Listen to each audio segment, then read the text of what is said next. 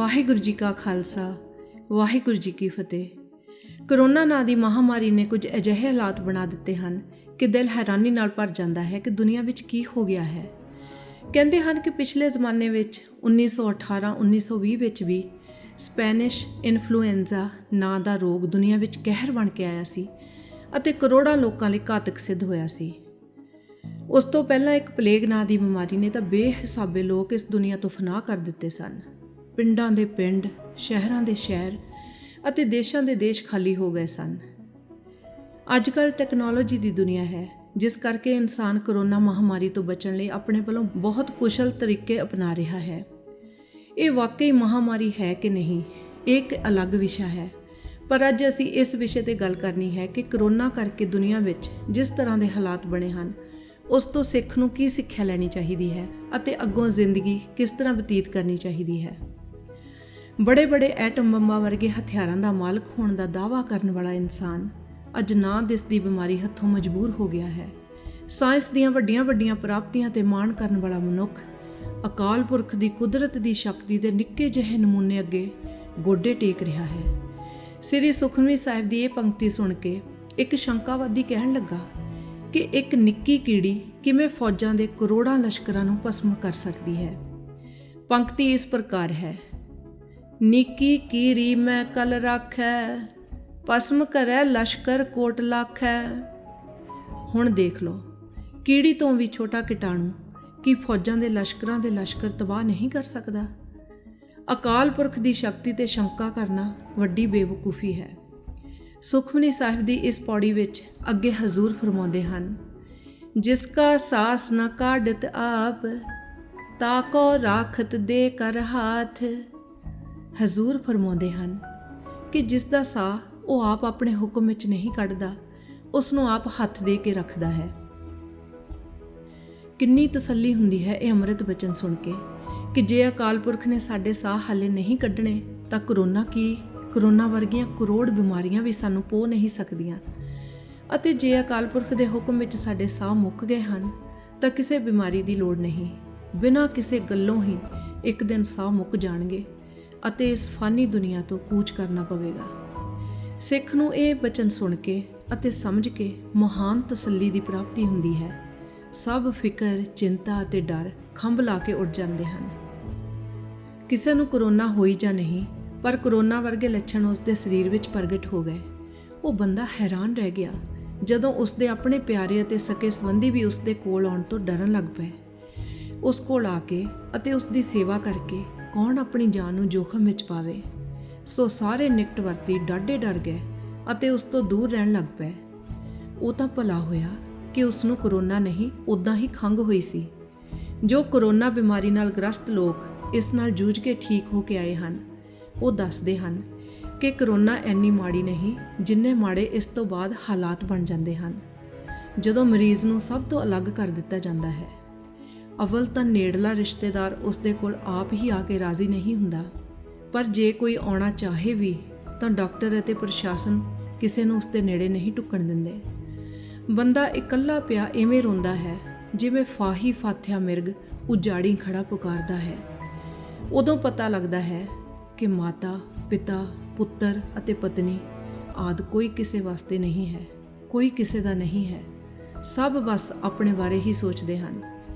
ਕੇਵਲ ਹਰੀ ਪਰਮੇਸ਼ਰ ਹੀ ਸਾਡਾ ਆਪਣਾ ਹੈ, ਜੋ ਕਦੇ ਵੀ ਸਾਨੂੰ ਛੱਡਦਾ ਨਹੀਂ, ਜੈਸਾ ਕਿ ਹੁਕਮ ਹੈ।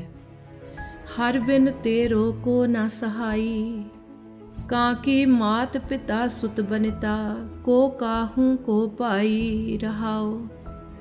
ਹਜ਼ੂਰ ਫਰਮਾਉਂਦੇ ਹਨ ਕਿ ਹਰੀ ਤੋਂ ਬਿਨਾਂ ਤੇਰਾ ਕੋਈ ਸਹਾਈ ਨਹੀਂ ਹੈ। ਕੌਣ ਕਿਸੇ ਦੀ ਮਾਂ ਹੈ, ਪਿਤਾ ਹੈ, ਪੁੱਤਰ ਜਾਂ ਪਤਨੀ ਹੈ? ਕੌਣ ਕਿਸ ਦਾ ਹੈ ਹੇ ਭਾਈ? ਭਾਵ ਕੇਵਲ ਹਰੀ ਪਰਮੇਸ਼ਰ ਹੀ ਜੀਵ ਨਾਲ ਸਹਾਈ ਹੁੰਦਾ ਹੈ, ਹੋਰ ਕੋਈ ਨਹੀਂ। ਸੋਚ ਕੇ ਦੇਖੋ, ਜਿਹੜਾ ਮਰੀਜ਼ ਇਕੱਲਾ ਕਈ ਦਿਨਾਂ ਦਾ ਪਿਆ ਹੈ, ਜੇ ਉਸ ਦਾ ਪਰਮੇਸ਼ਰ ਨਾਲ ਰਿਸ਼ਤਾ ਨਹੀਂ ਤਾਂ ਇਹ ਇਕੱਲਾਪਨ ਉਸ ਨੂੰ ਮਾਰ ਦਿੰਦਾ ਹੈ। ਉਸ ਦੀ ਹਾਲਤ ਬੜੀ ਤਰਸਯੋਗ ਹੋ ਜਾਂਦੀ ਹੈ। ਜੇਲ੍ਹਾਂ ਵਿੱਚ ਕੈਦੀ ਸਭ ਤੋਂ ਵੱਧ ਸੋਲਿਟਰੀ ਕਨਫਾਈਨਮੈਂਟ ਭਾਵ ਬੰਦ ਕੋਠੜੀ ਵਿੱਚ ਇਕੱਲੇ ਕੈਦ ਹੋਣ ਦੀ ਸਜ਼ਾ ਤੋਂ ਡਰਦੇ ਹਨ। ਪਰ ਜਿਸ ਗੁਰਸਿੱਖ ਦਾ ਆਪਣੇ ਭੀਤਰ ਬੈਠੇ ਆਤਮ ਦੇ ਵਾਹਿਗੁਰੂ ਨਾਲ ਮੇਲ ਹੋ ਜਾਵੇ, ਉਸ ਨੂੰ ਕਦੇ ਬਾਹਰੀ ਇਕੱਲਪਨ ਨਹੀਂ ਦਿਖਾਉਂਦਾ, ਸਗੋਂ ਅਤਿਅੰਤ ਸੁਖਦਾਇਕ ਲੱਗਦਾ ਹੈ। ਜੇ ਅਕਾਲ ਪੁਰਖ ਨਾਲ ਮੇਲ ਨਾ ਵੀ ਹੋਇਆ ਹੋਵੇ, ਪਰ ਉਸ ਦੀ ਅੰਮ੍ਰਿਤ ਬਾਣੀ ਅਤੇ ਨਾਮ ਨਾਲ ਪ੍ਰੀਤ ਪੈ ਜਾਵੇ, ਤਾਂ ਵੀ ਇਕੱਲਪਨ ਸਿੱਖ ਨੂੰ ਕਦੇ ਵਿਚਲਿਤ ਨਹੀਂ ਕਰਦਾ। ਨਾਮ ਬਾਣੀ ਦਾ ਆਸਰਾ ਬੜਾ ਜ਼ਬਰਦਸਤ ਹੈ, ਜੋ ਕਿ ਸਿੱਖ ਨੂੰ ਸਦਾ ਅਡੋਲ ਰੱਖਦਾ ਹੈ। ਵੀਰੋ ਅਤੇ ਭੈਣੋ, ਇਸ ਬਿਮਾਰੀ ਦੇ ਚੱਲ ਰਹੇ ਕਹਿਰ ਨੂੰ ਦੇਖ ਕੇ ਵੀ ਜੇ ਤੁਸੀਂ ਨਾ ਸਿੱਖਿਆ ਤਾਂ ਕਦੇ ਨਹੀਂ ਸਿੱਖੋਗੇ। ਜਿਵੇਂ ਆਪਾਂ ਗੱਲ ਕਰ ਰਹੇ ਹਾਂ, ਇੱਕ ਗੱਲ ਤਾਂ ਇਹ ਸਿੱਖ ਲੈਣੀ ਚਾਹੀਦੀ ਹੈ, ਕਿਛ ਹਾਥ ਕਿਸੈ ਦੈ ਕਿਛ ਨਾਹੀ, ਸਭ ਚਲਹਿ ਚਲਾਏ। ਕਿਸੇ ਦੇ ਹੱਥ ਕੁਛ ਨਹੀਂ ਹੈ, ਸਭ ਉਸ ਦੇ ਚਲਾਏ ਚੱਲ ਰਹੇ ਹਨ। ਇਨਸਾਨ ਦੀ ਸੰਸਾਰੀ ਤਰੱਕੀ, ਆਧੁਨਿਕ ਹਥਿਆਰ, ਟੈਕਨੋਲੋਜੀ, ਸਾਇੰਸ ਆਦਿ ਅਕਾਲ ਪੁਰਖ ਸਾਹਮਣੇ ਕੁਝ ਵੀ ਨਹੀਂ ਹੈ। ਰੱਬ ਦੀ ਨਜ਼ਰ ਪੁੱਠੀ ਹੋ ਜਾਵੇ ਤਾਂ ਵੱਡਿਆਂ ਨੂੰ ਉਹ ਰੋਲ ਕੇ ਰੱਖ ਦਿੰਦਾ ਹੈ। ਸੋ ਕਿਸੇ ਤੋਂ ਡਰਨਾ ਨਹੀਂ ਚਾਹੀਦਾ ਅਤੇ ਨਾ ਹੀ ਸੰਸਾਰ ਦੀ ਚਕਾਚੌਂਧ ਦੇਖ ਕੇ ਮੁਤਾਸਰ ਹੋਣਾ ਚਾਹੀਦਾ ਹੈ। ਹਮੇਸ਼ਾ ਦੁਨੀਆ ਦੀ ਤਾਕਤ ਨੂੰ ਅਕਾਲ ਪੁਰਖ ਦੀ ਤਾਕਤ ਸਾਹਮਣੇ ਤੁੱਛ ਸਮਝਣਾ ਚਾਹੀਦਾ ਹੈ। ਦੂਸਰੀ ਗੱਲ ਇਹ ਸਮਝਾ ਜਾਣੀ ਚਾਹੀਦੀ ਹੈ ਕਿ ਦੁਨੀਆ ਵਿੱਚ ਕੋਈ ਕਿਸੇ ਦਾ ਨਹੀਂ ਹੈ।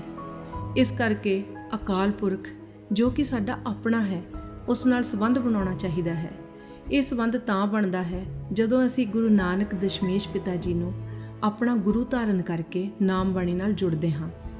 ਅੱਜ ਕੱਲ੍ਹ ਗੁਰੂ ਨਾਨਕ ਦਸ਼ਮੇਸ਼ ਨੂੰ ਆਪਣਾ ਗੁਰੂ ਧਾਰਨ ਕਰਨ ਦਾ ਇੱਕੋ ਇੱਕ ਤਰੀਕਾ ਇਹ ਹੈ ਕਿ ਆਪਣਾ ਸੀਸ ਆਪਣੀ ਤਲੀ ਤੇ ਰੱਖ ਕੇ ਅੰਮ੍ਰਿਤ ਸੰਚਾਰ ਸਮਾਗਮ ਵਿੱਚ ਪੰਜ ਪਿਆਰਿਆਂ ਦੇ ਦਰਬਾਰ ਵਿੱਚ ਪੇਸ਼ ਹੋ ਕੇ ਉਹਨਾਂ ਪਾਸੋਂ ਖੰਡੇ ਦੀ ਪਹੁਲ ਛਕੇ ਅਤੇ ਨਾਮ ਗੁਰਮੰਤਰ ਦੀ ਪ੍ਰਾਪਤੀ ਕਰੇ।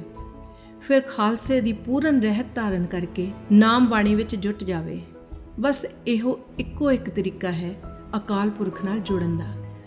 ਅਸੀਂ ਆਸ ਕਰਦੇ ਹਾਂ ਕਿ ਆਪ ਜੀ ਇਸ ਬਿਮਾਰੀ ਦੇ ਦੌਰ ਵਿੱਚ ਇਸ ਸੰਸਾਰ ਦੀ ਫਾਨੀ ਤਬੀਅਤ ਨੂੰ ਸਮਝਦੇ ਹੋਏ ਆਪਣੇ ਉਧਾਰ ਲਈ ਯਤਨਸ਼ੀਲ ਹੋਵੋਗੇ ਅਤੇ ਗੁਰੂ ਨਾਨਕ ਸਾਹਿਬ ਜੀ ਦੇ ਘਰ ਦੇ ਸੱਚੇ ਸੁੱਚੇ ਗੁਰਮੁਖ ਪਿਆਰੇ ਬਣਨ ਲਈ ਕਮਰ ਕੱਸੇ ਕਰੋਗੇ। ਜੇ ਇਸ ਸੰਸਾਰ ਦੇ ਆਰਜ਼ੀ ਪੁਨੇ ਨੂੰ ਦੇਖ ਕੇ ਵੀ ਸਾਨੂੰ ਸਮਝ ਨਾ ਆਈ ਤਾਂ ਜ਼ਰੂਰ ਇਹ ਮਨੁੱਖਾ ਜਨਮ ਅਜਾਈਂ ਹੀ ਗਵਾ ਕੇ ਇਸ ਦੁਨੀਆ ਵਿੱਚੋਂ ਰੁਖਸਤ ਹੋ ਜਾਵਾਂਗੇ। ਤੀਸਰੀ ਗੱਲ ਜੋ ਇਸ ਬਿਮਾਰੀ ਦੇ ਦੌਰ ਵਿੱਚ ਸਹਿਜ ਹੀ ਸਮਝ ਆ ਰਹੀ ਹੈ, ਉਹ ਹੈ ਕਿ ਇਸ ਦੁਨੀਆ ਵਿੱਚ ਕਿਸੇ ਨੇ ਨਹੀਂ ਰਹਿਣਾ, ਇੱਥੋਂ ਤੁਰ ਜਾਣਾ ਹੈ। ਕਹਿੰਦੇ ਹਨ ਕਿ ਇਸ ਬਿਮਾਰੀ ਨਾਲ ਲੱਖ ਤੋਂ ਉੱਪਰ ਮੌਤਾਂ ਹੋ ਚੁੱਕੀਆਂ ਹਨ। ਐਨੇ ਤੁਰ ਗਏ, ਇੱਕ ਦਿਨ ਆਪਾਂ ਵੀ ਤੁਰ ਜਾਣਾ ਹੈ। ਇਹ ਸੰਸਾਰ ਤਾਂ ਇੱਕ ਸਟੇਸ਼ਨ ਹੈ। ਸਟੇਸ਼ਨ ਤੇ ਸਟੇ ਹੁੰਦੀ ਹੈ, ਕੋਈ ਪੱਕੇ ਤੌਰ ਤੇ ਨਹੀਂ ਰਿਹਾ ਕਰਦਾ। ਸਟੇਸ਼ਨ ਤੋਂ ਆਪਾਂ ਇੱਕ ਦਿਨ ਅੱਗੇ ਤੁਰ ਜਾਣਾ ਹੈ। ਜੇ ਇੱਥੇ ਅਮਲ ਸ਼ੁਭ ਕੀਤੇ ਹੋਣਗੇ ਤਾਂ ਅੱਗੇ ਚੰਗੀ ਥਾਂ ਮਿਲ ਜਾਵੇਗੀ, ਨਹੀਂ ਤਾਂ ਧੱਕੇ ਹੀ ਧੱਕੇ ਹਨ। ਗੁਰੂ ਸਾਹਿਬ ਜੀ ਕਿਰਪਾ ਕਰਨ ਕਿ ਆਪਾਂ ਨੂੰ ਆਪਣੇ ਚਰਨਾਂ ਨਾਲ ਜੋੜ ਕੇ ਸਾਡਾ ਮਨੁੱਖਾ ਜਨਮ ਸਫਲਾ ਕਰਨ। ਜੇ ਇਸ ਦੁਨੀਆ ਵਿੱਚ ਰਹਿੰਦੇ ਹੋਏ ਅਤੇ ਅੱਜ ਦੇ ਹਾਲਾਤ ਦੇਖ ਕੇ ਸਾਨੂੰ ਇਸ ਦੁਨੀਆ ਦੀ ਅਸਲੀਅਤ ਹੁਣ ਵੀ ਸਮਝ ਨਾ ਆਈ ਤਾਂ ਸਮਝੋ ਸਾਡੇ ਬਹੁਤ ਹੀ ਵੱਡੇ ਅਭਾਗ ਹਨ। ਗੁਰੂ ਸਾਹਿਬ ਜੀ ਆਪ ਹੀ ਕਿਰਪਾ ਕਰਕੇ ਗੁਰਮਤਿ ਦੀ ਸੋਝੀ ਬਖਸ਼ਣ ਅਤੇ ਗੁਰੂ ਕਰਤਾਰ ਦੇ ਭਾਣੇ ਵਿੱਚ ਸਰਬੱਤ ਦਾ ਭਲਾ ਹੋਵੇ। ਵਾਹਿਗੁਰੂ ਜੀ ਕਾ ਖਾਲਸਾ, ਵਾਹਿਗੁਰੂ ਜੀ ਕੀ ਫਤਿਹ।